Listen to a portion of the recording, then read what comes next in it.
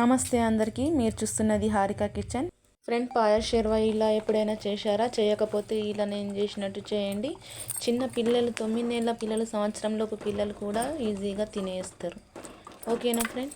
ఇలా చేసి చూడండి, ఎలా వచ్చిందో కామెంట్లో చెప్పండి. మేకకాళ్ళు అయితే ఇలా కొట్టించుకొని వచ్చి అయితే మనం ఇలా కొద్దిగా పుదీనా ఇంకా అల్లం వెల్లుల్లి పేస్ట్ 2-3 లేక పచ్చిమిరపకాయలు వేసి ఇలా మెత్తగా ఉడికించుకోవాలి.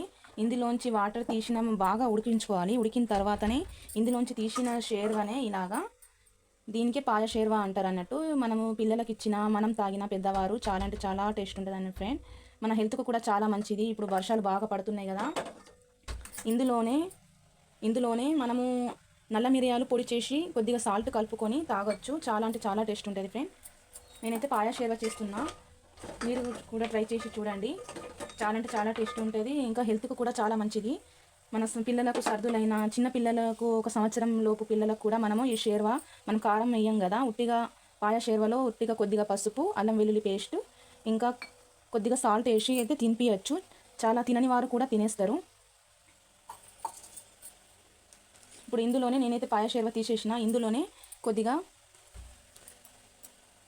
ఒక 2 చిన్న సైజు టమాటాలు అయితే కట్ చేసుకున్నాను. నేనైతే 2 పచ్చిమిరపకాయలు, ఒక చిన్న సైజు ఏమో 2 టమాటాలు కట్ చేసుకొని వేసుకుంటున్నా. రెసిపీ గురించి, షేర్వా తీసేసిన తర్వాత మనం ఇదే కాళ్ళతోటి షేర్వా తీసేసిన తర్వాత, షేర్వా అంటే పాయా షేర్వా తీసేసిన తర్వాత మనం టమాటాలు ఇంకా కొద్దిగా పచ్చిమిరపకాయలు వేసేసాం కదా, ఇందులోనే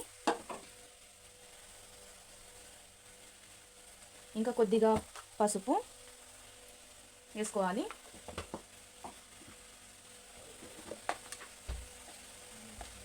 కారం, రెడ్ చిల్లీ పౌడర్,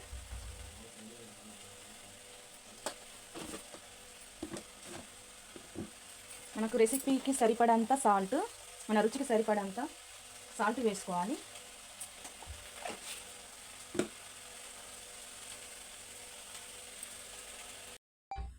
సాల్ట్, కారం మనం వేసుకున్నాం కదా, కొద్దిగా మాడ అంటకుండా కింద కొద్దిగా వాటర్ వేసుకొని కలుపుకుందాం.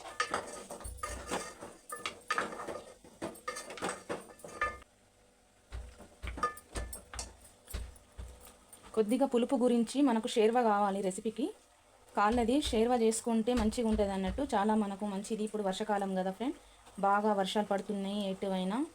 కొద్దిగా చింతపండు, నిమ్మకాయ సైజ్ అంతా నేనైతే చింతపండు తీసుకొని ఇలా మంచిగా పిసుక్కొని ఇలా కలుపుకొని ఇలా వేసుకుంటున్నా.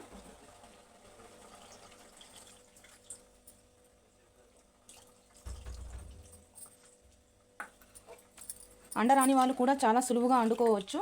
Simple process.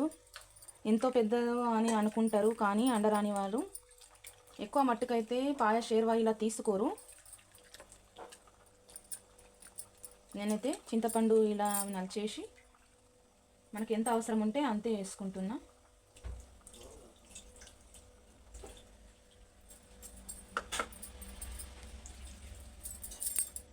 వేసుకున్న తర్వాత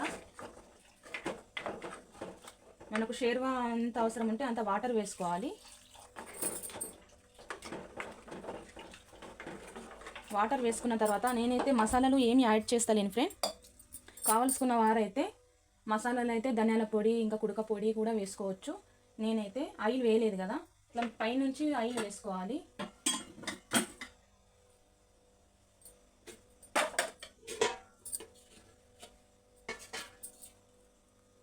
ముందే తాల్పు పెట్టుకోకూడదు, ఇలా పైన నుంచి ఆయిల్ వేసుకోవాలి.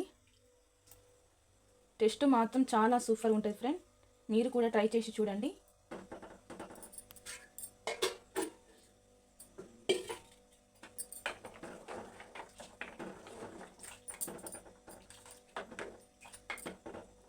ఒక 10-15 నిమిషాలు అయితే మనం మూత పెట్టేద్దాం.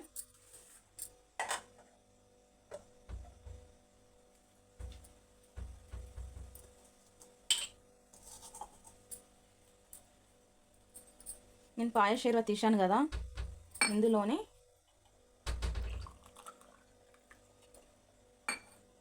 ఇలా కలుపుకోవాలి. కొద్దిగా సాల్ట్ వేసుకొని అయితే తాగుతున్నాను నేనైతే. పిల్లలకు కూడా ఇవ్వాలి, చాలా అంటే చాలా మంచిది. నేను కొద్దిగా ఇలా గిలాసలా వేసుకొని అయితే కొద్దిగా సాల్ట్ వేసుకొని, కొద్దిగానే వేసుకోవాలి, ఎక్కువ వేసుకుంటే బాగా చేదైపోతుంది అన్నట్టు.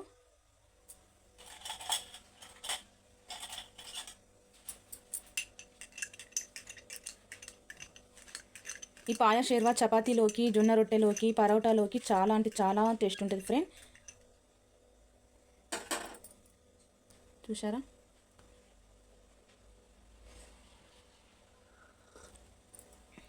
చూద్దాం.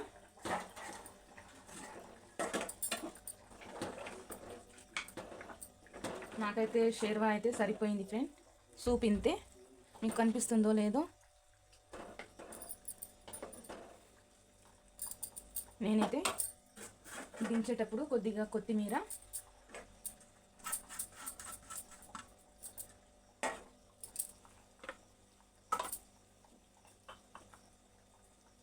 కొద్దిగా కసూరి మెంతి,